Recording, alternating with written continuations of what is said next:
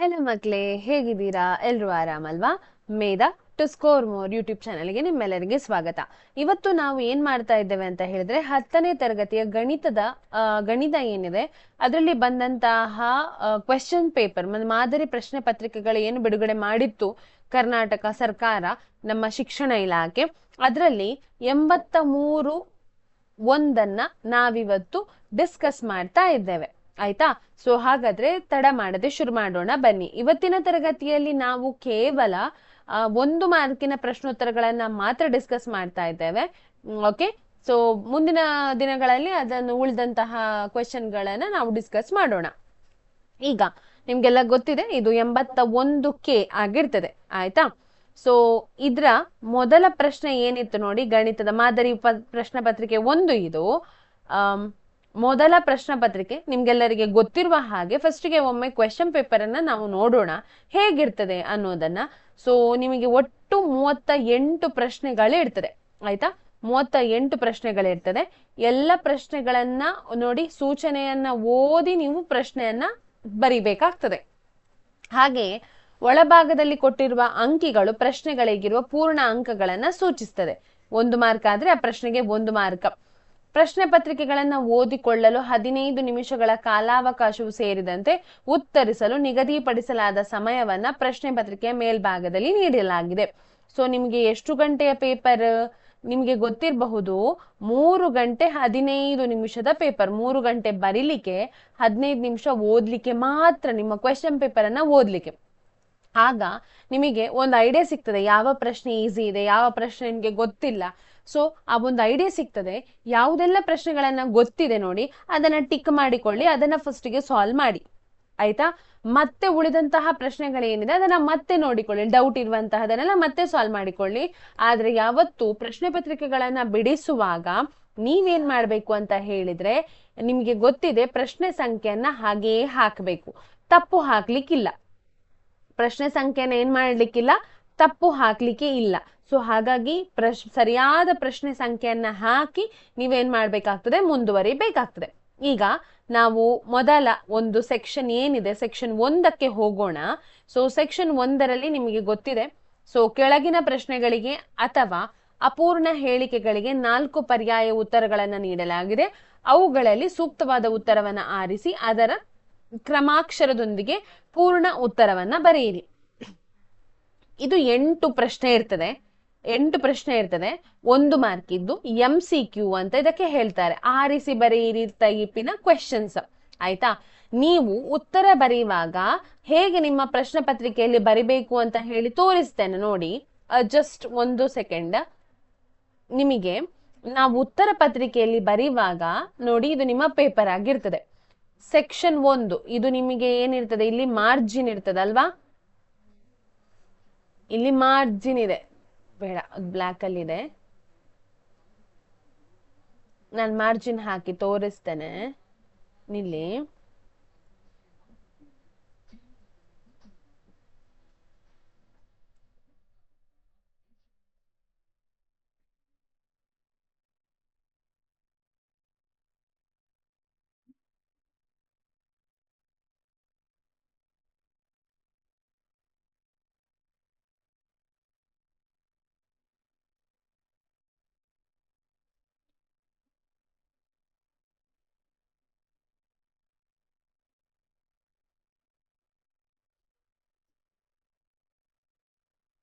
Okay, ಇದು ಬರ್ತಾ ಇಲ್ಲ, ಇರ್ಲಿ ಬಿಡಿ. ಈ ರೀತಿ ಮಾರ್ಜಿನ್ ಇದೆ ಅಲ್ವಾ, ನೀವು 1 ಅಂತ ಹಾಕ್ತೀರಿ. 1 ಉತ್ತರ ಎಯ ಬಿ ಅಂತ ಹೇಳಿ ಹೀಗೆ ಹಾಕಿ ಉತ್ತರ ಹೀಗೆ ಬರಿತೀರಿ ನೀವು. ನಾನು ತೋರಿಸ್ತೇನೆ ನಿಮಗೆ. ಮೊದಲ ಪ್ರಶ್ನೆಗೆ ಹೋಗೋಣ. ಆಯ್ತಾ? 1ನೇ ಪ್ರಶ್ನೆಗೆ ಹೋಗೋಣ. 1 ನಿಮಿಷ. 1ನೇ ಪ್ರಶ್ನೆ ನೋಡಿ, 5 ಗುಣಿಸು ಎಷ್ಟು 2 ಅಂದರೆ 5ರ ವರ್ಗ 2 ಗುಣಿಸು 2 ಮತ್ತು 2ರ ವರ್ಗ 5 ಗುಣಿಸು 5ರ ಮಾಸ ಮಾಸ ಕೇಳಿದ್ದಾರೆ. ಈಗ ಒಂದು ಸಂಖ್ಯೆ x ಅನ್ನೋ ಸಂಖ್ಯೆ. ಆಯ್ತಾ? x ಅನ್ನೋ ಸಂಖ್ಯೆಯನ್ನ ಅದನ್ನ ಹೇಗೆ ಬರ್ದಿದ್ದಾರೆ, 5ರ ವರ್ಗ 2 ಅಂತ ಹೇಳಿ ಬರ್ದಿದ್ದಾರೆ. ಅಂದರೆ 5ಅನ್ನ 2 ಸಲ ಗುಣಿಸಿದ ಅದ್ರೊಟ್ಟಿಗೆ 2 ಇದೆ. ಇನ್ನೊಂದು ಸಂಖ್ಯೆ ಅದ್ರ ಏನು ಫ್ಯಾಕ್ಟರ್ಸ್ ಅಂದ್ರೆ ಏನು, ಅದ್ರ ಬೀಜೋಕ್ತಿಗಳು ಏನಿದೆ ನೋಡಿ ಅದನ್ನ ಈ ರೀತಿ ಕೊಟ್ಟಿದ್ದಾರೆ. ಹೇಗೆ 2 ಗುಣಿಸು 2 ಗುಣಿಸು 2 ಗುಣಿಸು 2 ಗುಣಿಸು 2 ಗುಣಿಸು 5. ಈಗ ಇದನ್ನ ಗ್ರೂಪ್ ಮಾಡ್ಬೇಕಲ್ವಾ ನಾವು, 2ಅನ್ನ ಒಂದು ಗ್ರೂಪ್ ಮಾಡಬೇಕು. 2 ಮೇಲೆ ಮತ್ತು 2 ಕಾಮನ್ ಆಗಿರುವಂತಹದ್ದು ಮಾತ್ರ ಒಂದು ಗ್ರೂಪ್, ಹಾಗೆ 5ರ ಒಂದು ಗ್ರೂಪ್. ಹಾಗಾದ್ರೆ ಎಕ್ಸ್ ಮತ್ತು ವೈ ಯ ಮಾಸ ಏನಾಗ್ತದೆ, 2 ಗುಣಿಸು 5 ಆಗ್ತದೆ. ಹಾಗಾದ್ರೆ ಉತ್ತರ ಯಾವುದು, ಎ ಅನ್ನೋದು ಉತ್ತರ.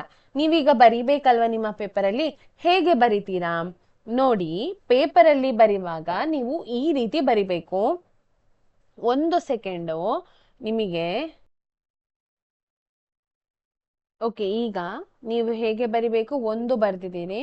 ಅನಂತರ ಇದಕ್ಕೆ ಉತ್ತರ ಯಾವುದು, ಆಪ್ಷನ್ ಎ 2 ಗುಣಿಸು 5 ಅಂತ ಬರಿಬೇಕು. ಇದು 1ಅನ್ನ ಇದರ ನಮ್ಮ ಮಾರ್ಜಿನ್ಗಿಂತ ಹೊರಗೆ ಬರಬೇಕು. ಇದನ್ನ ಎಲ್ಲಾದ್ರೂ ಆಚೆ ನಿಮ್ಗೆ ಜಾಗ ಇರ್ತದೆ, ಸೊ ಹೀಗೆ ಬರೀರಿ. ನೆಕ್ಸ್ಟ್ 2 ಹೀಗೆ ಬರೆಯುವುದು. ಅರ್ಥ ಆಯ್ತಲ್ಲ? ಸೊ ಇಷ್ಟನ್ನ ಹೀಗೆ ಮಾಡಬೇಕಾಗ್ತದೆ ನೀವು. ಓಕೆ, ಈಗ ನಾವು 2ನೇ ಪ್ರಶ್ನೆಗೆ ಹೋಗೋಣ. ಇದಕ್ಕೆ ಉತ್ತರ ಸಿಕ್ಕಿತಲ್ವಾ ನಿಮ್ಗೆ? 2ನೇ ಪ್ರಶ್ನೆಗೆ ಹೋಗೋಣ. ಈಗ 2ನೇ ಪ್ರಶ್ನೆ ಏನ್ ಹೇಳ್ತದೆ ಅನ್ನೋದನ್ನ ನೋಡಿ. ಮೊದಲ ಎನ್ ಸ್ವಾಭಾವಿಕ ಸಂಖ್ಯೆಗಳ ಮೊತ್ತವನ್ನ ಹೇಗೆ ಕಂಡುಹಿಡಿಯುವುದು ನಿಮ್ಗೆ ಗೊತ್ತಿದೆ ಅಲ್ಲ. ಸ್ವಾಭಾವಿಕ ಸಂಖ್ಯೆಗಳ ಮೊತ್ತವನ್ನ ಕಂಡುಹಿಡಿಯುವ ಸೂತ್ರ ಯಾವುದು? ಯಾವುದು ಸೂತ್ರ? ಎನ್ ಗುಣಿಸು ಎನ್ ಪ್ಲಸ್ 2 ಅಂದರೆ ಎ ಭಾಗಿಸು 2, ಇದು ಅಲ್ವಾ? ಸೊ ಇದು ಸೂತ್ರ ಆಗ್ತದೆ. ಇದು ಸೂತ್ರ ಇದೆ ನಿಮ್ಮ ಟೆಕ್ಸ್ಟ್ ಬುಕ್ ಅಲ್ಲಿ, ಅದರಲ್ಲಿ ಇದೆ. ಗುಣಾತ್ಮಕ ಶ್ರೇಣಿಗಳು ಅಂತ ಇದೆ ಅಲ್ವಾ, ಅದರಲ್ಲಿ ಇದೆ. ಸೊ ನೀವು ಹೇಗೆ ಬರಿತೀರಿ ಅದನ್ನ, ಉತ್ತರದಲ್ಲಿ ಹೇಗೆ ಬರಿತೀರಿ? ಉತ್ತರದಲ್ಲಿ ಬರೆಯುವಾಗ ನೋಡಿ, ನಿಮ್ಮ ಪೇಪರ್ ಇದು ಅಲ್ವಾ, ಅಲ್ಲಿ ಯಾವ ಉತ್ತರ ಹೇಳಿ ನನಗೆ? ಅದರಲ್ಲಿ ಬಂದದ್ದು ಬಿ ಅಲ್ವಾ, ಬಿ ಉತ್ತರ. ಸೊ 2 ಅಂತ ಇದ್ದಾಗ ನೀವು ಹೀಗೆ 2ಅನ್ನ ಹೊರಗೆ ಹಾಕಬೇಕು, ಬಿ ಅಂತ ಬರಿಬೇಕು, ಮತ್ತೆ ಉತ್ತರವನ್ನ ಬರಿಬೇಕು ನೀವು. ಎನ್ ಗುಣಿಸು ಎನ್ ಪ್ಲಸ್ 1 ಭಾಗಿಸು 2, ಈ ರೀತಿ ನೀವು ಬರಿಬೇಕಾಗ್ತದೆ. ಅರ್ಥ ಆಯ್ತಲ್ಲ? ಎ ಬಿ ಸಿ ಅಂತ ಬರ್ದು ಸರಿಯಾದ ಉತ್ತರವನ್ನು, ಕಂಪ್ಲೀಟ್ ಉತ್ತರವನ್ನ ಬರಿಬೇಕಾಗ್ತದೆ. ಅರ್ಧ ಬರಿಬೇಡಿ, ಖಾಲಿ ಎ ಬಿ ಸಿ ಅಂತ ಹೇಳಿ ಬರ್ದು ಮಾತ್ರ ಇಡಬೇಡಿ, ಕೆಲವೊಮ್ಮೆ ಮಾರ್ಕ್ ಕೊಡುವುದಿಲ್ಲ. ಓಕೆ, ಈಗ ನಾವು 3ನೇ ಪ್ರಶ್ನೆಗೆ ಬರೋಣ. 3ನೇ ಪ್ರಶ್ನೆ ಏನ್ ಹೇಳ್ತದೆ? ಇದು ಈಗ ಡೈರೆಕ್ಟ್ ಉತ್ತರ ಇತ್ತು. ಈಗ 3ನೇ ಪ್ರಶ್ನೆಗೆ ಬರೋಣ. 3ನೇ ಪ್ರಶ್ನೆ ಏನ್ ಹೇಳ್ತದೆ ಅನ್ನೋದನ್ನ ನೋಡೋಣ. ನೋಡಿ, 3ನೇ ಪ್ರಶ್ನೆಯ ಪ್ರಕಾರ a1x plus b1y plus c1 ಅಂದರೆ 0 ಮತ್ತು a2x plus b2y plus c2 ಅಂದರೆ 0. ಈ ಜೋಡಿ ರೇಖಾತ್ಮಕ ಸಮೀಕರಣಗಳಲ್ಲಿ ಕೆಳಗಿನ ಯಾವ ಸಂದರ್ಭವು ಉಂಟಾಗುವುದಿಲ್ಲ ಅಂತ ಹೇಳಿ ಕೊಟ್ಟಿದ್ದಾರೆ ಅವರು. ಅಂದ್ರೆ ನಿಮಗೆ ಜೋಡಿ ಸಮೀಕರಣಗಳು ಕೊಟ್ಟಾಗ ಅದಕ್ಕೆ ಪರಿಹಾರ ಕಂಡುಕೊಳ್ಳುವ ಮಾರ್ಗ ಗೊತ್ತಿದೆ ಅಲ್ವಾ? ಎಷ್ಟು ಉತ್ತರ ಇರ್ತದೆ ಒಂದು ಯಾವುದು ಜೋಡಿ ರೇಖಾತ್ಮಕ ಸಮೀಕರಣಕ್ಕೆ ಅನ್ನೋದು ನಿಮಗೆ ಗೊತ್ತಿದೆ. ಸೊ ನಿಮಗೆ ಅದರ ಪ್ರಕಾರ a1 ಪ್ಲಸ್ a2 ಬೇಡ, ಇಲ್ಲೇ ಇದೆ ಅಲ್ವಾ, ಒಂದು ನಿಮಿಷ ನೋಡಿ. ಮೊದಲನೇ ಆಪ್ಷನ್ ಏನಿದೆ, a1 ಭಾಗಿಸು a2 ಸಮವಲ್ಲ b1 ಭಾಗಿಸು b2. ಇದರ ಅರ್ಥ ಏನು? ಇದರ ಅರ್ಥ ಏನಂತ ಹೇಳಿದ್ರೆ, ಇದು ಒಂದೇ ಪರಿಹಾರ ಇದ್ದಾಗ ಇರುವಂತಹದ್ದು. ಒಂದು ರೇಖಾತ್ಮಕ ಜೋಡಿ ರೇಖಾತ್ಮಕ ಸಮೀಕರಣಕ್ಕೆ ಒಂದೇ ಪರಿಹಾರ ಇದ್ರೆ ಅದು ಈ ರೀತಿ ಇರ್ತದೆ, a1 ಭಾಗಿಸು a2 ಸಮವಲ್ಲ b1 ಭಾಗಿಸು b2. ಎರಡನೇದು ಆಪ್ಷನ್ ನೋಡಿ, a1 ಭಾಗಿಸು a2 ಸಮ b1 ಭಾಗಿಸು b2 ಸಮವಲ್ಲ c1 ಭಾಗಿಸು c2. ಇದ್ರ ಅರ್ಥ ಏನಂತ ಹೇಳಿದ್ರೆ, ಇದಕ್ಕೆ ಪರಿಹಾರ ಇಲ್ಲ. ಯಾವುದಕ್ಕೆ? ಆ ರೇಖಾತ್ಮಕ ಸಮೀಕರಣಕ್ಕೆ ಪರಿಹಾರ ಇಲ್ಲ ಎಂದು ಅರ್ಥ. ಹಾಗೆ 3ನೇ ಆಪ್ಷನ್ ನೋಡಿ, a1 ಭಾಗಿಸು a2 ಅಂದರೆ b1 ಭಾಗಿಸು b2 ಅಂದರೆ c1 ಭಾಗಿಸು c2. ಇದ್ರ ಅರ್ಥ ಏನು? ಇದ್ರ ಅರ್ಥ ಏನಂತ ಹೇಳಿದ್ರೆ, ಅಪರಿಮಿತ ಪರಿಹಾರ ಇದೆ. ಅಪರಿಮಿತ ಪರಿಹಾರವಿದೆ ಅಲ್ವಾ? ಅಪರಿಮಿತ ಪರಿಹಾರ, ಬೇಕಾದಷ್ಟು ಪರಿಹಾರ ನಿಮಗೆ ಸಿಗ್ತದೆ ಅನ್ನೋದು ಅರ್ಥ. ಹಾಗಾದ್ರೆ 4ನೇದ್ದು ನೋಡಿ ಆಪ್ಷನ್ ಏನಿದೆ ಅಂತ ಹೇಳಿ. 4ನೇ ಆಪ್ಷನ್ ಪ್ರಕಾರ a1 ಸಮ A2, B1 ಸಮ B2, ಹಾಗೆಯೇ C1 ಸಮ C2. ಅದರ ಅರ್ಥ ಏನು? A1 ಮತ್ತು A2, B1 ಮತ್ತು B2, C1 ಮತ್ತು C2 ಸೇಮ್ ಟು ಸೇಮ್. ಅಂದರೆ ಅಲ್ಲಿ ಇರುವುದು ಒಂದೇ ರೇಖಾತ್ಮಕ ಸಮೀಕರಣ, ಎರಡು ಇಲ್ಲ. ಸೊ ಇದು ಆಪ್ಷನ್ ನಮಗೆ ಇಲ್ಲ ಅಲ್ವಾ, ಇಂಥದ್ದು ಆಪ್ಷನ್ ನಮಗೆ ಕೊಡ್ಲಿಲ್ಲ. ನಮಗೆ ಪರಿಹಾರದ್ದು ಆಪ್ಷನ್ ಇರೋದು 3 ಮಾತ್ರ ಅಲ್ವಾ. ಸೊ ಹಾಗಾದ್ರೆ ಇದಿಲ್ಲ, ಡಿ ಉತ್ತರ ಕರೆಕ್ಟ್ ಆಗ್ತದೆ. ನೀವೀಗ ಏನ್ ಮಾಡ್ಬೇಕೀಗ, ನೀವು ನಿಮ್ಮ ಪೇಪರ್ ಅಲ್ಲಿ ಬರಿಬೇಕು ಡಿ ಉತ್ತರವನ್ನ ಅಲ್ವಾ. 3ನೇ ಪ್ರಶ್ನೆ ಹಾಕಿ ಡಿ ಅಂತ ಹಾಕಿ ಅಲ್ಲಿ ಉತ್ತರ ಬರಿಬೇಕು. ಏನು ಉತ್ತರ? A1 ಅಂದರೆ A2, B1 ಅಂದರೆ B2, C1 ಅಂದರೆ C2 ಅಂತ ಹೇಳಿ ಬರಿಬೇಕಾಗ್ತದೆ. ಅರ್ಥ ಆಯ್ತಾ? ಇದು ಉತ್ತರ, ಡಿ ಉತ್ತರ ಕರೆಕ್ಟ್. 4ನೇ ಪ್ರಶ್ನೆಗೆ ಹೋಗೋಣ ನಾವೀಗ. 4ನೇ ಪ್ರಶ್ನೆಯನ್ನ ನೋಡಿ. ಓಕೆ, 4ನೇ ಪ್ರಶ್ನೆ ಏನ್ ಹೇಳ್ತದೆ? 4ನೇ ಪ್ರಶ್ನೆ ಏನ್ ಹೇಳ್ತದೆ ಅಂತ ಹೇಳಿದ್ರೆ, ನಕ್ಷೆಯಲ್ಲಿ ಕೊಟ್ಟಿರುವ y ಸಮ p ಗುಣಿಸು x ಬಹುಪದೋಕ್ತಿ ಹೊಂದಿರುವ ಶೂನ್ಯತೆಗಳ ಸಂಖ್ಯೆ. ನಿಮಗೆ ಒಂದು ನಕ್ಷೆ ಕೊಟ್ಟಿದ್ದಾರೆ, ಅದರಲ್ಲಿ ಆ ಒಂದು ಏನಿದೆ ನೋಡಿ, ಏನ್ ಹೇಳ್ತಾರೆ, ನಕ್ಷೆಯಲ್ಲಿ ಆ ಒಂದು ಕರ್ವ್ ಏನಿದೆ ನೋಡಿ, ಅದೇನಾಗ್ತದೆ, ಗ್ರಾಫ್ ಅಲ್ಲಿ ಕಟ್ ಆಗ್ತದೆ. ಯಾವುದನ್ನ? ಎಕ್ಸ್ ಆಕ್ಸಿಸ್ ಅನ್ನ, ಅಂದ್ರೆ ಎಕ್ಸ್ ಅಕ್ಷವನ್ನ ಎಷ್ಟು ಸಲ ಕಟ್ ಮಾಡ್ತದೆ ಅನ್ನೋದನ್ನ ನೀವು ನೋಡ್ಬೇಕಾಗ್ತದೆ. ಏನಂತ ಹೇಳಿದ್ರೆ, ಅದು ಎಷ್ಟು ಸಲ ಕಟ್ ಮಾಡ್ತದೆ ಅಷ್ಟು ಸೊನ್ನೆಗಳಿದೆ ಅಂತ ಅರ್ಥ. ಒಂದು ಇಲ್ಲಿ, ಒಂದು ಇಲ್ಲಿ, ಹಾಗೆ 3ನೇದು ಇಲ್ಲಿ. ಎಷ್ಟು ಸಲ ಕಟ್ ಮಾಡ್ತದೆ ಎಕ್ಸ್ ಅಕ್ಷವನ್ನ? ಎಕ್ಸ್ ಅಕ್ಷ ಅಂತ ಹೇಳಿದ್ರೆ ಅಡ್ಡ ಎಳೆದ ರೇಖೆ ಅಲ್ವಾ, ಇದು ಎಕ್ಸ್ ಅಕ್ಷ. ಎಕ್ಸ್ ಅಕ್ಷವನ್ನ ಎಷ್ಟು ಸಲ ಕಟ್ ಮಾಡ್ತದೆ? 3 ಸಲ ಕಟ್ ಮಾಡ್ತದೆ, ಛೇದಿಸ್ತದೆ.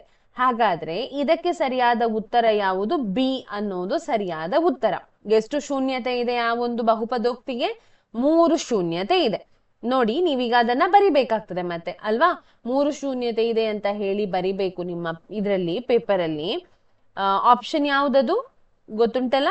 ಯಾವುದು? ಬಿ 3 ಅಂತ ಇದೆ. ಅದನ್ನ ಬರಿಬೇಕು ನೀವೀಗ. Option B 3. 5ನೇ ಪ್ರಶ್ನೆಗೆ ಹೋಗೋಣ ನಾವೀಗ. 5ನೇ ಪ್ರಶ್ನೆ ಏನ್ ಹೇಳ್ತದೆ ಅಂತ ನೋಡೋಣ. 5ನೇ ಪ್ರಶ್ನೆಯನ್ನ ಜಸ್ಟ್ ಒಮ್ಮೆ ನೋಡಿಕೊಳ್ಳಿ ಮಕ್ಕಳೇ. ಈಗ 5ನೇ ಪ್ರಶ್ನೆ ಬರ್ತದೆ ನೋಡಿ. 5ನೇ ಪ್ರಶ್ನೆ ಹೇಳ್ತದೆ, ಎಕ್ಸ್ ಗುಣಿಸು ಎಕ್ಸ್ ಪ್ಲಸ್ 2 ಅಂದರೆ 6. ಇದು ಒಂದು ಯಾವ ಸಮೀಕರಣ ಅಂತ ಕೇಳಿದ್ದಾರೆ. ಇದು ರೇಖಾತ್ಮಕ ಸಮೀಕರಣವ, ವರ್ಗ ಸಮೀಕರಣವ, ಘನ ಬಹುಪದೋಕ್ತಿ ಅಥವಾ ವರ್ಗ ಬಹುಪದೋಕ್ತಿಯ ಅಂತ ಹೇಳಿ ಕೇಳಿದ್ದಾರೆ. ಸೊ ನೀವು ಅದನ್ನ ಬಹುಪದೋಕ್ತಿ ಅಂತ ಹೇಳಿದ್ರೆ ತುಂಬಾ ಇರುವುದನ್ನ ಬಹುಪದೋಕ್ತಿ ಅಂತ ಹೇಳುದು. ವರ್ಗ ಬಹುಪದೋಕ್ತಿ ಅಥವಾ ವರ್ಗ ಸಮೀಕರಣ ಅಥವಾ ಘನ ಬಹುಪದೋಕ್ತಿ ಅಥವಾ ರೇಖಾತ್ಮಕ ಸಮೀಕರಣ ಏನಿದೆ ನೋಡಿ ಅದ ಅಂತ ಹೇಳಿ ನೋಡ್ಬೇಕು. 1 ನಿಮಿಷ.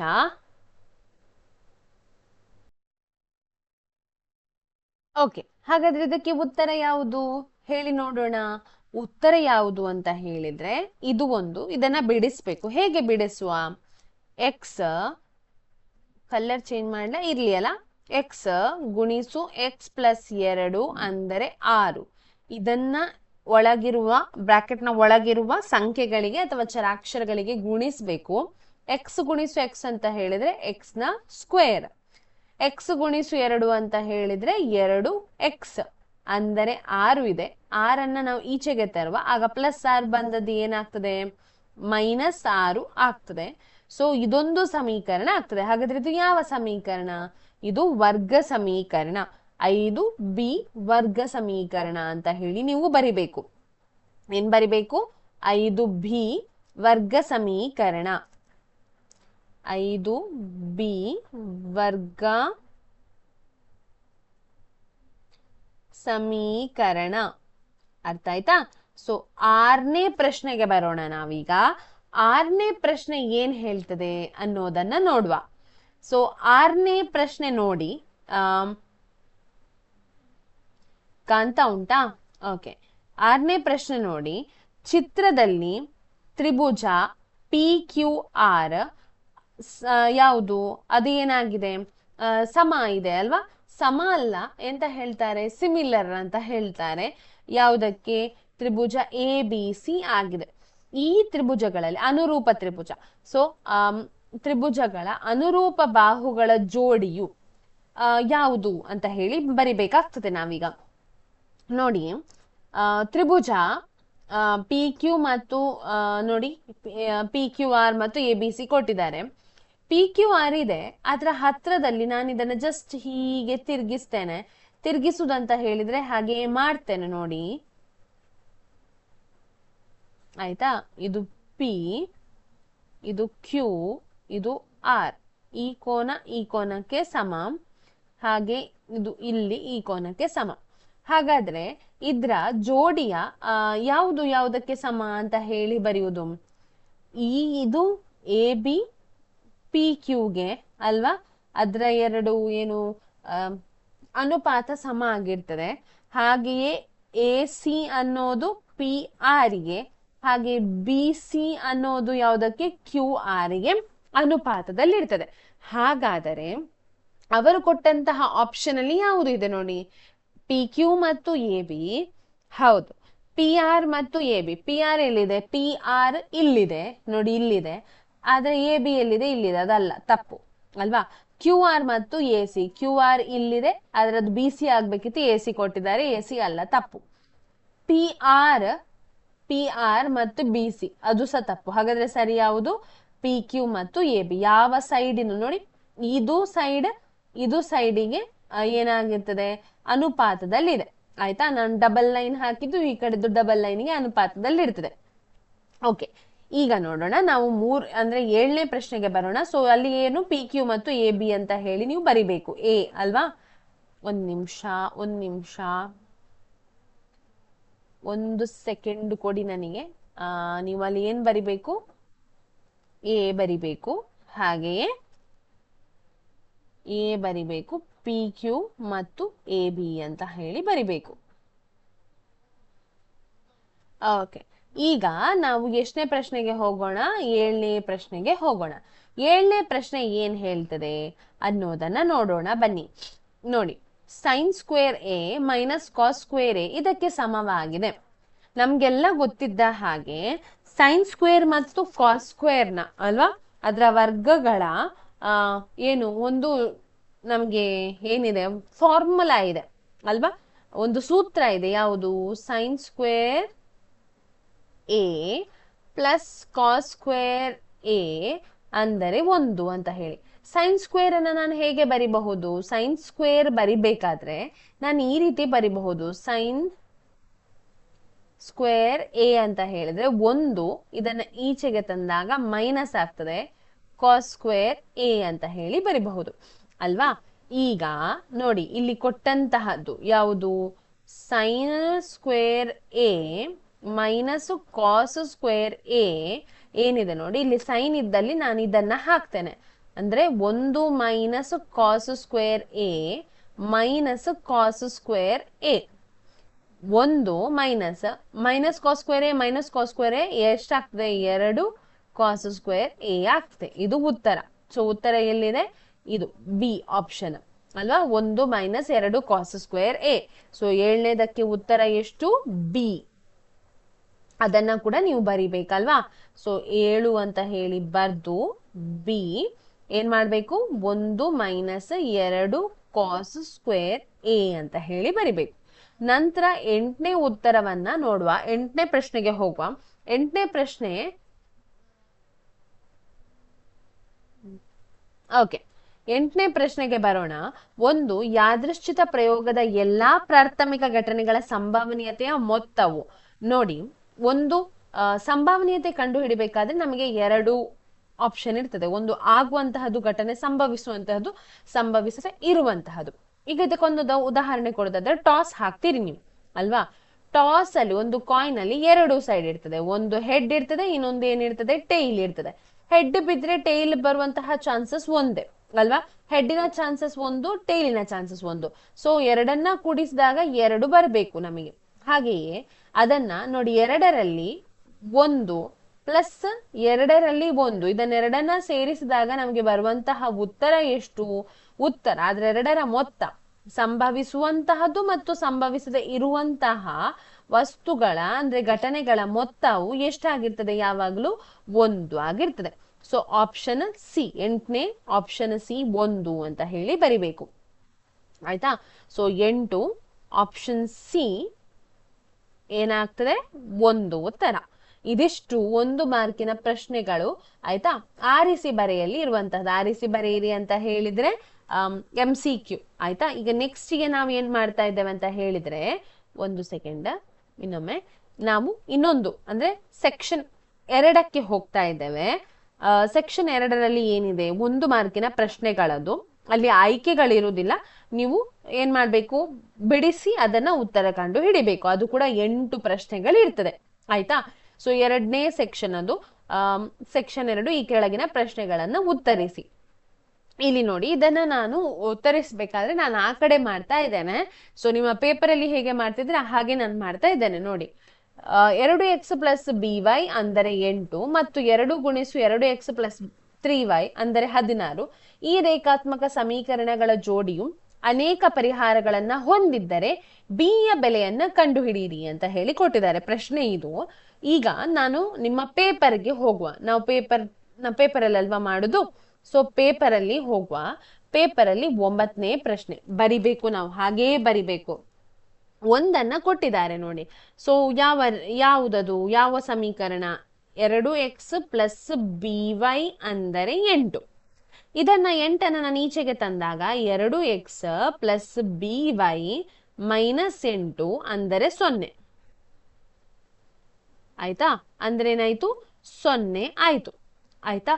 ಇದ್ರಲ್ಲಿ A1 ಅಂತ ಹೇಳಿದ್ರೆ 2, ಹಾಗೆ B1 ಅಂತ ಹೇಳಿದ್ರೆ BA, C1 ಅಂತ ಹೇಳಿದ್ರೆ ಎಷ್ಟು, -8 ಅಲ್ವಾ? ಇನ್ನೊಂದು ಸಮೀಕರಣ ಯಾವುದು? ಇನ್ನೊಂದು ಸಮೀಕರಣ ಇದು ಯಾವುದು? 2 × 2x + 3y ಅಂದರೆ 16. ಈಗ ಹೊರಗಿದ್ದಾಗ ಅದನ್ನ ಗುಣಿಸ್ಬೇಕಲ್ಲ. 2 2 ಎಷ್ಟು, 4x plus 2 × 3y, 2 3 6 y minus 16 ಅಂದರೆ 0. ಇಲ್ಲಿ A2ರ ಬೆಲೆ ಎಷ್ಟು? A2ರ ಬೆಲೆ 4. B2ರ ಬೆಲೆ ಎಷ್ಟು? 6 ಅಲ್ವಾ? ಸಂಖ್ಯೆಗಳನ್ನ ಬರೆಯುವುದು ನಾವು, ಸ್ಥಿರಾಂಕಗಳನ್ನ ಬರೆಯುವಂತಹದ್ದು. C2ರ ಬೆಲೆ ಎಷ್ಟು? -16. ಈಗ ಅವರ ಪ್ರಕಾರ ಅನೇಕ ಪರಿಹಾರಗಳನ್ನ ಹೊಂದಿದ್ರೆ ಅದರ ಒಂದು ಸೂತ್ರ ಏನಾಗ್ತದೆ? A1 / A2 ಅಂದರೆ B1 / B2 ಸಮ C1 / C2 ಅಲ್ವಾ? ನಮಗೆ ಖಾಲಿ B ನ ಬೆಲೆ ಕಂಡು ಹಿಡಿಲಿಕ್ಕೆ ಇರುವಂತಹದ್ದು. ಸೊ ನಾವು ಇದನ್ನ ಮಾತ್ರ ತಕೊಂಡ್ರು ಸಾಕು. ಆಯ್ತಾ? A1 ಅಂತ ಎಷ್ಟು 2, A2 ನ ಬೆಲೆ ಎಷ್ಟು 4 ಸಮ B1 ನ ಬೆಲೆ BA ಕೊಟ್ಟಿದ್ದಾರೆ, ಹಾಗೆ B2 ನ ಬೆಲೆ 6 ಕೊಟ್ಟಿದ್ದಾರೆ. ಈಗ ನಾನು ಈ 6ಅನ್ನ ಈಚೆಗೆ ಕಳಿಸ್ತೇನೆ. 2 × 6 / 4 ಅಲ್ವಾ? 2 1 2 2 ಅಲ್ವಾ? 2 ಪುನಃ 1 2 ಎಷ್ಟ್ಲಿ 3. ಸೊ ಉಳ್ದದ ಯಾವುದು ಉತ್ತರ? 3. ಸೊ B ನ ಬೆಲೆ ಎಷ್ಟು? B ನ ಬೆಲೆ 3 ಆಗ್ತದೆ. ಇದು ಉತ್ತರ. ಆಯ್ತಾ? ಇಷ್ಟು ಮಾಡ್ಬೇಕು ನೀವು. ಮಾಡದಿದ್ರೆ ಮಾರ್ಕ್ ಸಿಗುವುದಿಲ್ಲ. ಆಯ್ತಾ? ಇನ್ನು ಖಾಲಿ ಹಾಗೆ ಮ್ಯಾಮ್ 1 ಮಾರ್ಕ್ ಇದಲ್ಲ ಅಂತೆಲ್ಲ ಹೇಳಿ ಜಸ್ಟ್ ಇದು ಮಾಡುದಲ್ಲ, ಮಾಡ್ಲೇಬೇಕಾಗ್ತದೆ, ಮಾರ್ಕ್ ಉಂಟು ಅದಕ್ಕೆ. ಈಗ 10ನೇ ಪ್ರಶ್ನೆಗೆ ಬರೋಣ. 10ನೇ ಪ್ರಶ್ನೆ ಏನ್ ಹೇಳ್ತದೆ ನೋಡಿ. P × x ಅಂದರೆ x ನ 5x³ ಅಂದ್ರೆ ಘನ ಮೈನಸ್ 3x² ವರ್ಗ ಪ್ಲಸ್ 12x - 8. ಈ ಬಹುಪದೋಕ್ತಿಯ ಡಿಗ್ರಿಯನ್ನು, ಮಹತ್ತಮ ಘಾತವನ್ನ ಬರೆಯಿರಿ. ನೋಡಿ, ಮಹತ್ತಮ ಘಾತ ಬರೆಯುವುದು ಹೇಗೆ ಅಂತ ಹೇಳಿದ್ರೆ x ನ ನಾವು ಘಾತವನ್ನ ನೋಡ್ಬೇಕಾಗ್ತದೆ ನಾವು. ಆಯ್ತಾ? 10ನೇದು ನೋಡಿ, ನಾನು ಒಮ್ಮೆ ಬರಿತೇನೆ. ಅವರು ಕೊಟ್ಟಂತಹ ಒಂದು ಸಮೀಕರಣವನ್ನ ಬರಿತೇನೆ. 5 x ನ ಘಾತ 3 ಮೈನಸ್ ಪ್ಲಸ್ ಅಲ್ಲ ಮೈನಸ್ 3 x ನ ಘಾತ 2 ಪ್ಲಸ್ 12x - 8. ಇದರಲ್ಲಿ x ಅನ್ನ ನೋಡ್ಬೇಕು. x ಅಲ್ಲಿ ಹೈಯೆಸ್ಟ್ ಘಾತ ಎಲ್ಲಿದೆ ಅನ್ನೋದನ್ನ ನೋಡ್ಬೇಕಾಗ್ತದೆ ನಾವು. ನೋಡಿ, x ಅನ್ನ ನೋಡಿದಾಗ ಹೈಯೆಸ್ಟ್ ಘಾತ ಕಾಣುವಂತಹದ್ದು 3. ಹಾಗಾದ್ರೆ ಇದರ ಮಹತ್ತಮ ಘಾತ ಎಷ್ಟು? 3. ಈ ಸಮೀಕರಣದ ಮಹತ್ತಮ ಘಾತ ಎಷ್ಟು? 3. ಹೈಯೆಸ್ಟ್ ಎಷ್ಟು ಉಂಟು ಅದನ್ನ ಬರೆಯುವಂತಹದ್ದು. ನೆಕ್ಸ್ಟ್ 11ನೇ ಪ್ರಶ್ನೆಗೆ ಹೋಗೋಣ. 4 ಇದ್ರೆ 4 ಅಂತ ಬರೆಯುವುದು ಅಷ್ಟೇ, ಆಯ್ತಾ? 5 ಇದ್ರೆ 5 ಅಂತ ಹೇಳಿ ಬರೆಯುವುದು ಅಷ್ಟೇ. ಸೊ ನಾವು ನೆಕ್ಸ್ಟ್ 5ನೇ ಪ್ರಶ್ನೆಗೆ ಬರೋಣ. ಸಾರಿ, 11ನೇ ಪ್ರಶ್ನೆಗೆ ಬರೋಣ. ಸೈನ್ ಎ ಅಂತ ಹೇಳಿದ್ರೆ ವರ್ಗಮೂಲ 3/2 ಮತ್ತು ಕಾಸ್ ಎ ಅಂತ ಹೇಳಿದ್ರೆ ಅರ್ಧ 1/2. ಹಾಗಾದರೆ ಟ್ಯಾನ್ ಎ ನ ಬೆಲೆಯನ್ನ ಕಂಡುಹಿಡಿಯಿರಿ ಅಂತ ಹೇಳಿದ್ದಾರೆ. ಸೊ ನಾವೇನ್ ಮಾಡ್ಬೇಕಿಲ್ಲಿ? ನಾವೇನ್ ಮಾಡ್ಬೇಕಂತ ಹೇಳಿದ್ರೆ ಒಂದು ತ್ರಿಭುಜವನ್ನ ನಾವು ಬಿಡಿಸ್ಬೇಕು. ಯಾವ ತ್ರಿಭುಜ ಬಿಡಿಸುವಂತಹದ್ದು? ಲಂಬಕೋನ ತ್ರಿಭುಜವನ್ನ ಬಿಡಿಸ್ಬೇಕು. ಇಲ್ಲಿ ಬಿಡಿಸ್ತೇನೆ ನೋಡಿ, ಲಂಬಕೋನ ತ್ರಿಭುಜ. ಇದಕ್ಕೊಂದು ಹೆಸರು ಕೊಡ್ತೇನೆ, ABC ಅನ್ನೋದು. ಈಗ ಈ ಕೋನದ ಬಗ್ಗೆ ಮಾತಾಡ್ತಾ ಇದ್ದಾರೆ. ಅವ್ರೇನ್ ಕೊಟ್ಟಿದ್ದಾರೆ? ಸೈನ್ ಎ ಅಂತ ಹೇಳಿ ಕೊಟ್ಟಿದ್ದಾರೆ. ಸೈನ್ ಅಂದ್ರೆ ಏನು? ಸೈನ್ ಅಂತ ಹೇಳಿದ್ರೆ ಸೈನ್ ನ ಬೆಲೆ ವರ್ಗಮೂಲ 3/2. ಅಂದ್ರೆ ಅಭಿಮುಖ ಬಾಹು ಭಾಗಿಸು ವಿಕರ್ಣ ಅಲ್ವಾ? ಸೈನ್ ಅಂತ ಹೇಳಿದ್ರೆ ಆವಿ. ಹಾಗೆಯೇ ಕಾಸಿಯನ್ ಅಂದ್ರೆ ಎಷ್ಟು ಅಂತ ಕೊಟ್ಟಿದ್ದಾರೆ? ಅರ್ಧ ಅಂತ ಕೊಟ್ಟಿದ್ದಾರೆ. ಇದು ಪಾವಿ ಅಂದ್ರೆ ಪಾರ್ಶ್ವಬಾಹು ಭಾಗಿಸು ವಿಕರ್ಣ. ನೋಡಿ, ಇದು ಕೋನ ಎ. ಇದಕ್ಕೆ ಅಭಿಮುಖವಾದ ಬಾಹು ಯಾವುದು? ಸಾರಿ, ಒಂದು ನಿಮಿಷ, ಇನ್ನೊಮ್ಮೆ ಚೆನ್ನಾಗಿ ಮಾಡ್ತೇನೆ ನೋಡಿ. ಇಲ್ಲಿ ಇದು ಎ, ಇದು ಬಿ, ಇದು ಸಿ. ಕೋನ ಎಗೆ ಪಾರ್ಶ್ವ ಅಂದ್ರೆ ಅಭಿಮುಖವಾದ ಆಪೋಸಿಟ್ ಇರುವಂತಹ ಬಾಹು ಬಿ ಅಲ್ವಾ? BC ಅಲ್ವಾ? ಸೊ ಅದರ ಬೆಲೆ ಎಷ್ಟು? ವರ್ಗಮೂಲ 3. ವಿಕರ್ಣದ ಬೆಲೆ ಎಷ್ಟು? ಇದು ವಿಕರ್ಣ ಹೈಪೋಟೆನಸ್, ಲಾಂಗೆಸ್ಟ್ ಸೈಡ್ ಅಂದ್ರೆ ಅತಿ ಉದ್ದನೆಯ ಸೈಡ್ ಅನ್ನ ಲಂಬಕೋನ ತ್ರಿಭುಜದಲ್ಲಿ ವಿಕರ್ಣ ಅಂತ ಕರಿತೇವೆ. ಅದು 2 ಅಲ್ವಾ? ಹಾಗೆಯೇ ಪಾರ್ಶ್ವಬಾಹು ಯಾವುದು? ಆ ಕೋನಕ್ಕೆ ಹತ್ರ ಇನ್ನೊಂದು ಬಾಹುವನ್ನ ಪಾರ್ಶ್ವಬಾಹು ಅಂತ ಹೇಳ್ತಾರೆ. ಯಾವುದದು? 1 ಇದಲ್ವಾ? AB ಅನ್ನೋದು ಏನಾಗ್ತದೆ? ಪಾರ್ಶ್ವಬಾಹು ಆಗ್ತದೆ. ಹಾಗಾದ್ರೆ ಆವಿಭಾವಿ. ಟ್ಯಾನ್ ಅಂದ್ರೆ ಏನು? ಟ್ಯಾನ್ ಎ ಅಂತ ಹೇಳಿದ್ರೆ ಅಭಿಮುಖ ಬಾಹು ಭಾಗಿಸು ಪಾರ್ಶ್ವಬಾಹುವನ್ನ ಟ್ಯಾನ್ ಅಂತ ಹೇಳಿ ಕರಿತೇವೆ. ಅಭಿಮುಖ ಬಾಹು ಎಷ್ಟು? ವರ್ಗಮೂಲ 3. ಪಾರ್ಶ್ವಬಾಹು ಎಷ್ಟು? 1. ಅಂದರೆ ವರ್ಗಮೂಲ 3 ಅನ್ನೋದು ಟ್ಯಾನ್ ಎ ನ ಬೆಲೆ ಆಗ್ತದೆ. ಅರ್ಥ ಆಯ್ತಾ? ಸೊ ನಾವೀಗ ನೆಕ್ಸ್ಟ್ ಯಾವ್ದ ಪ್ರಶ್ನೆಗೆ ಹೋಗ್ತಾ ಇದ್ದೇವೆ? 12ನೇ ಪ್ರಶ್ನೆಗೆ ಹೋಗ್ತಾ ಇದ್ದೇವೆ. 1 ಸೆಕೆಂಡ್, ನಾನು ನಿಮ್ಗೆ ಕಾಣ್ತದ ಅನ್ನೋದನ್ನ ನೋಡ್ತೇನೆ. ಸರಿಯಾಗಿ ಕಾಣ್ತದಲ್ವಾ? ಎಲ್ಲೂ ಬಿಟ್ಟು ಹೋಗ್ಲಿಲ್ಲ. ಓಕೆ, ನಾವೀಗ 12ನೇ ಪ್ರಶ್ನೆಗೆ ಬರೋಣ. 12ನೇ ಪ್ರಶ್ನೆಯನ್ನ ಒಮ್ಮೆ ನೋಡಿ. ಕೇಂದ್ರೀಯ ಪ್ರವೃತ್ತಿಯ ಅಳತೆಗಳಾದ ಸರಾಸರಿ, ಮಧ್ಯಾಂಕ ಮತ್ತು ಬಹುಲಕಗಳ ನಡುವಿನ ಪ್ರಾಯೋಗಿಕ ಸಂಬಂಧವನ್ನ ಬರೆಯಿರಿ. ಅಂದ್ರೆ ಅದರ 3ರ ನಡುವೆ ಕೂಡ ಒಂದು ಸಂಬಂಧ ಇದೆ. ಅದಕ್ಕೊಂದು ರಿಲೇಶನ್ಶಿಪ್ ಅಂತ ಹೇಳ್ತೇವೆ ನಾವು. ಏನಂತ ಹೇಳಿದ್ರೆ ಅದೊಂದು ಸೂತ್ರ, ಅದನ್ನ ಬರಿಬೇಕು ನೀವು. ಜಸ್ಟ್ ಸೂತ್ರ ಬರೆದ್ರೆ ಆಯ್ತು. ಬಹುಲಕ ಅಂದ್ರೆ ಮೋಡ್ ಅಂತ ಹೇಳ್ತೇವೆ. ಅಂದರೆ 3 ಮಧ್ಯಾಂಕ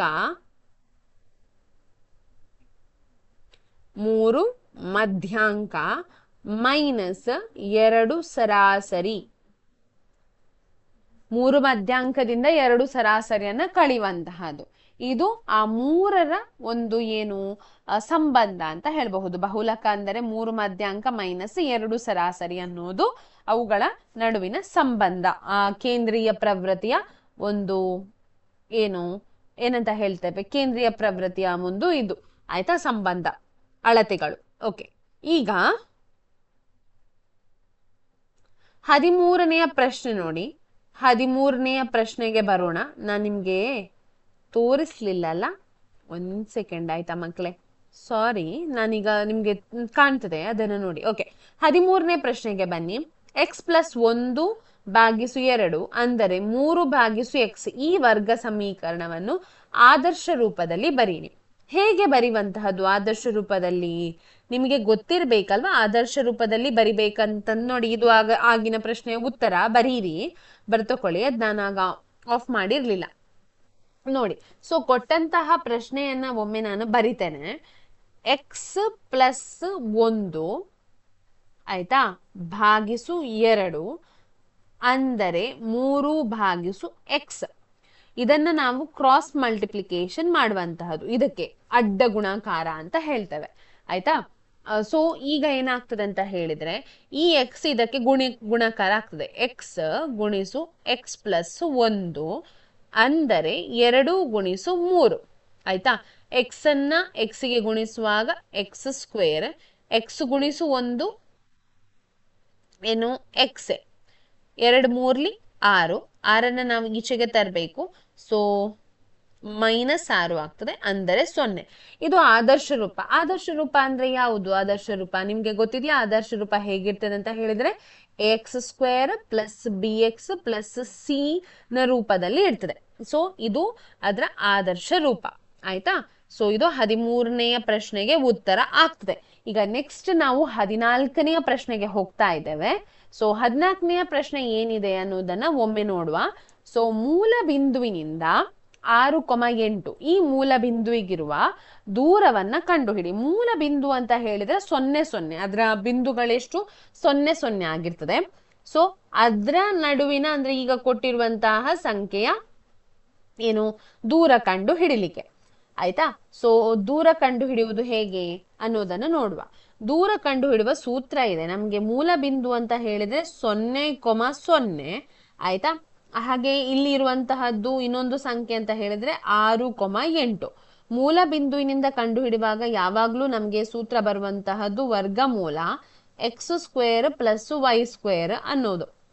ಸೊ x² 6ರ ಸ್ಕ್ವೇರ್ ಪ್ಲಸ್ 8ರ ಸ್ಕ್ವೇರ್. 6ರ ಸ್ಕ್ವೇರ್ 36, 8ರ ಸ್ಕ್ವೇರ್ 64. ಎರಡನ್ನು ಕೂಡ ಕೂಡಿಸಿ ನೋಡೋಣ. 6 ಪ್ಲಸ್ 4 ಅಂತ ಹೇಳಿದ್ರೆ 0, ಅಂದ್ರೆ 10 ಅಲ್ವಾ.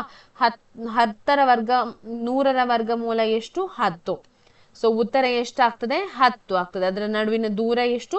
10 ಯೂನಿಟ್ಗಳು. ಆಯ್ತಾ.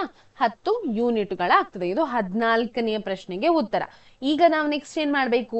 15ನೇ ಪ್ರಶ್ನೆಗೆ ಹೋಗ್ಬೇಕು. 15ನೇ ಪ್ರಶ್ನೆಗೆ ಬರೋಣ. ಸೊ ಓಕೆ, 15ನೇ ಪ್ರಶ್ನೆಗೆ ಬರೋಣ ಮಕ್ಕಳೇ. 15ನೇ ಪ್ರಶ್ನೆಯಲ್ಲಿ ಏನಿದೆ ಅನ್ನೋದನ್ನ ನೋಡಿ. ಈ ಚಿತ್ರದಲ್ಲಿ ತ್ರಿಭುಜ POQ ಅಲ್ವಾ, ಅದು ಸರ್ವಸಮ. ಸರ್ವಸಮ ಅಲ್ಲ, ಎಂತ ಹೇಳ್ತಾರೆ ಇದಕ್ಕೆ? ಸಿಮಿಲರ್ ಅಂತ ಹೇಳ್ತಾರೆ. ತ್ರಿಭುಜ ROS ಮತ್ತೆ PQ ಯಾವುದು? ಸಮಾಂತರ SR ಗೆ ಆಗಿದೆ.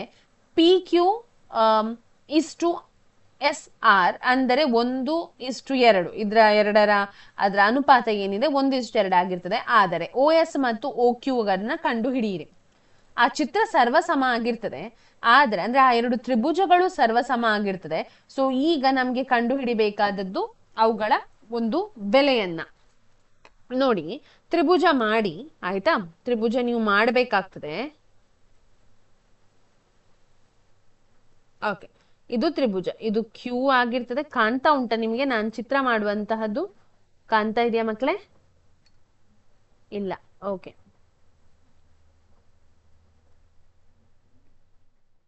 ಇದು P, ಇದು O, ಇದು R, ಇದು S ಅಲ್ವಾ. ಈ ಚಿತ್ರದಲ್ಲಿ POQ ಸರ್ವಸಮ ತ್ರಿಭುಜ ROS ಗೆ. ಆಯ್ತಾ.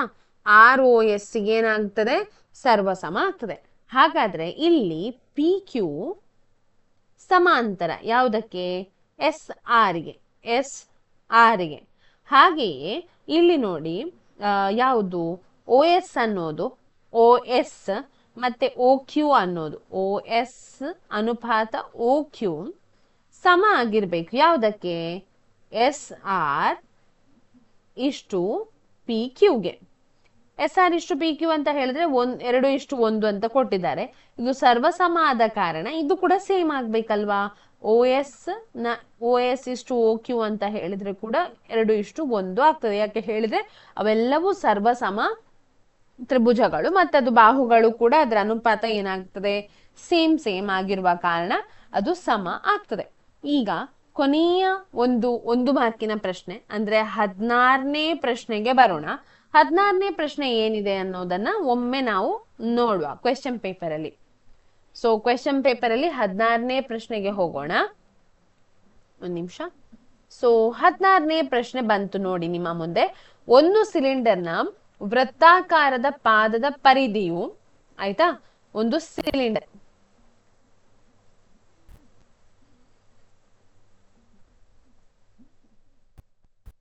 ಬಿಡಿ, ನಾನು ಆ ಕಡೆ ಮಾಡ್ತೇನೆ.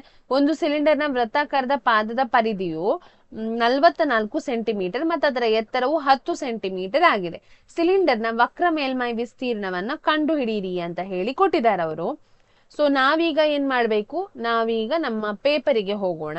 ನಮ್ಮ ಪೇಪರ್ ಅಲ್ಲಿ ನಾವೀಗ ಒಂದು ಸಿಲಿಂಡರ್ ನ ಮಾಡ್ಬೇಕಾಗ್ತದೆ. ಸಿಲಿಂಡರ್ ಹೀಗಿರ್ತದೆ ಅಲ್ವಾ, ಈ ರೀತಿ ಇರುವುದನ್ನ ನಾವೇನಂತ ಹೇಳ್ತೇವೆ, ಸಿಲಿಂಡರ್ ಅಂತ ಹೇಳ್ತೇವೆ. ಈ ಸಿಲಿಂಡರ್ನ ಏನ್ ಕೊಟ್ಟಿದ್ದಾರೆ, ಪರಿಧಿ ಕೊಟ್ಟಿದ್ದಾರೆ ಆಯ್ತಾ, ಪಾದದ ಪರಿಧಿ ಇದು ಇಷ್ಟನ್ನ ಎಷ್ಟಂತ ಹೇಳಿ ಕೊಟ್ಟಿದ್ದಾರೆ ನಮಗೆ. ಎಷ್ಟು ಹೇಳಿದ್ದಾರೆ, 44 ಸೆಂಟಿಮೀಟರ್. ಹಾಗೆಯೇ ಅದರ ಎತ್ತರ ಕೊಟ್ಟಿದ್ದಾರೆ. ಎತ್ತರ ಎಷ್ಟು ಹೇಳಿದ್ದಾರೆ, 10 ಸೆಂಟಿಮೀಟರ್. ಇದು ಎಚ್ ಆಗ್ತದೆ. ಎಚ್ ಅಂತ ಹೇಳಿದ್ರೆ 10 ಸೆಂಟಿಮೀಟರ್ ಆಗ್ತದೆ. ಹಾಗಾದರೆ ಸಿಲಿಂಡರ್ನ ವಕ್ರ ಮೇಲ್ಮೈನ ವಿಸ್ತೀರ್ಣ ಎಷ್ಟು, ವಕ್ರ ಮೇಲ್ಮೈ ವಿಸ್ತೀರ್ಣದ ಸೂತ್ರ ಯಾವುದು, 2πr(h). ಇದು ಪರಿಧಿ ಗುಣಿಸು ಎಚ್ ಅಂತ ಕೂಡ ಬರಿಬಹುದು. 2πr ಅಂತ ಹೇಳಿದ್ರೆ ಪರಿಧಿ ಅಲ್ವಾ, ಪರಿಧಿ ಗುಣಿಸು ಎಚ್. ಪರಿಧಿ ಎಷ್ಟು, 44 ಅಲ್ವಾ, ಕೊಟ್ಟಿದ್ದಾರೆ. ಇದನ್ನು ಆಲ್ರೆಡಿ ಏನ್ ಹೇಳಿದ್ದಾರೆ, ಪರಿಧಿ ಅಂತ ಹೇಳಿ ಕೊಟ್ಟಿದ್ದಾರೆ, ನಮ್ಮ ಪೇಪರ್ ಅಲ್ಲೇ ಕೊಟ್ಟಿದ್ದಾರೆ ಆಯ್ತಾ. ಗುಣಿಸು ಎಚ್. ಎಚ್ ಎಷ್ಟು, ಹೈಟ್ ಅಲ್ವಾ, ಎತ್ತರ. ಎಷ್ಟದು, 10. ಹಾಗಾದ್ರೆ 44ಕ್ಕೆ 10ನ್ನ ಗುಣಿಸಿದಾಗ ಎಷ್ಟು ಬರ್ತದೆ, 440 ಸೆಂಟಿಮೀಟರ್ ಸ್ಕ್ವೇರ್. ಇದು ಆ ಸಿಲಿಂಡರ್ನ ವಕ್ರ ಮೇಲ್ಮೈನ ವಿಸ್ತೀರ್ಣ ಆಗ್ತದೆ ಆಯ್ತಾ. ಸೊ ಇಲ್ಲಿಗೆ ನಾವು 1 ಮಾರ್ಕ್ನ ಪ್ರಶ್ನೋತ್ತರಗಳನ್ನ ನಾವು ಏನ್ ಮಾಡಿದ್ವಿ, ಇವತ್ತು ಬಿಡಿಸಿದ್ದೇವೆ. ಮಾಡೆಲ್ ಪೇಪರ್ ಫಸ್ಟ್ ರಂದು 81K ಅಲ್ವಾ. ಸೊ ಅದ್ರದ್ದು ಫಸ್ಟ್ ಪೇಪರ್ನ 1 ಮಾರ್ಕಿನ ಪ್ರಶ್ನೆಗಳನ್ನ ಆರಿಸಿ ಬರೆಯದಾಗಿರಬಹುದು. ಹಾಗೆ 8 1 ಮಾರ್ಕಿನ ಪ್ರಶ್ನೆಗಳನ್ನ ನಾವು ಬಿಡಿಸಿದ್ದೇವೆ.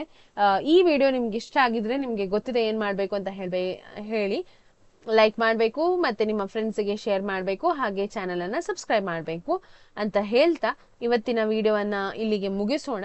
ನಾಳೆ ಇದನ್ನ ಕಂಟಿನ್ಯೂ ಮಾಡೋಣ ಅಂತ ಹೇಳ್ತಾ ಎಲ್ಲರಿಗೂ ಧನ್ಯವಾದಗಳು.